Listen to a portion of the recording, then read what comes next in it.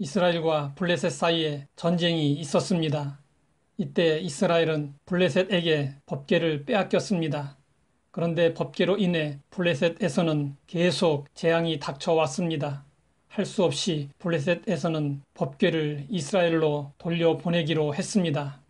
블레셋에서는 법궤를 이스라엘로 돌려보낼 때 새 수레를 만들었습니다. 그리고 멍에를 메어보지 아니한 젖나는 소들로 법궤를 실은 수레를 끌게 했습니다. 블레셋 사람들은 이 일을 하면서 시험을 했습니다. 만일 수레를 끄는 암소들이 지체하지 않고 이스라엘 지경으로 간다면 그동안 내려진 모든 재앙이 우연이 아니고 여호와로부터 온 것으로 받아들이기로 했습니다.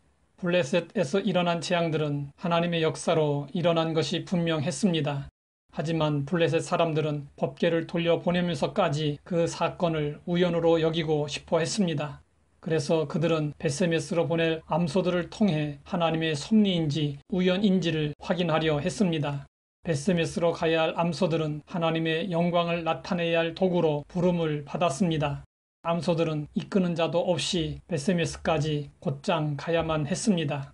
암소들은 가면서 길을 헛딛지 말아야 했고 무엇을 먹으려고 길 옆으로 내딛지도 말아야 했고 송아지에게 젖을 먹이려고 돌아가지도 말아야 했습니다. 암소들은 길을 가면서 울었습니다. 이것은 암소들이 새끼를 생각했다는 것입니다. 그러나 암소들은 본능을 누르고 벳세메스를 향해 똑바로 대로로 걸어갔습니다. 암소들이 좌우로 치우치지 않고 돌아서지 않은 것은 너무나도 명백한 하나님의 간섭이었습니다. 하나님의 간섭이 아니고서는 짐승들이 절대로 이렇게 길을 갈 수 없었습니다. 하나님은 암소들이 새끼들을 향한 본능을 이길 수 있도록 더 능력 있게 역사하셨습니다.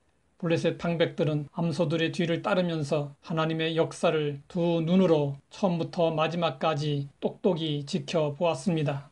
그리고 그동안 있었던 일들이 결코 우연이 아니었음을 알게 되었습니다.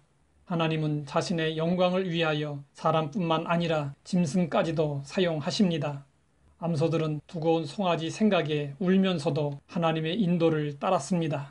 그리고 목적지에 이르러서는 수레와 함께 번제로 하나님께 드려졌습니다.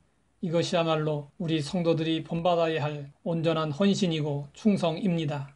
바울은 구원을 얻은 성도들에게 이렇게 권면하고 있습니다. 그러므로 형제들아, 내가 하나님의 모든 자비하심으로 너희를 권하노니 너희 몸을 하나님이 기뻐하시는 거룩한 산 제물로 드리라.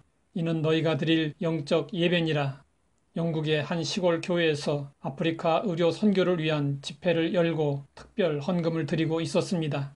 헌금 주머니가 한 소년 앞에 오자 그는 몸을 떨면서 헌금 주머니를 손으로 잡은 채 큰 소리로 말했습니다. 제게는 바칠 헌금이 없습니다. 하지만 그 대신 제 몸을 바쳐 주님을 위해 열심히 살도록 하겠습니다. 이 소년은 이때부터 교회 일에 열심이었고 모범적인 생활을 했습니다. 그는 글래스고 대학에서 신학과 의학을 공부하고 의료 선교사로 아프리카에 파견되었습니다. 그는 아프리카 선교의 선구자 리빙스턴이었습니다. 벳세메스로 향한 암소들은 죽기까지 순종하여 십자가의 길을 걸어가신 예수님의 모습을 보여주었습니다. 예수님은 우리에게 그 길을 걸으라고 하십니다. 그 길은 십자가의 길이요 순종의 길입니다. 우리가 가는 길은 좁고 험한 길입니다. 그러나 그 길은 구원의 길, 영생의 길입니다. 영원한 본향을 향해 가는 길입니다. 우리는 그 길을 걸어가며 세상 유혹으로 인해 좌우로 돌아보아서는 안 됩니다.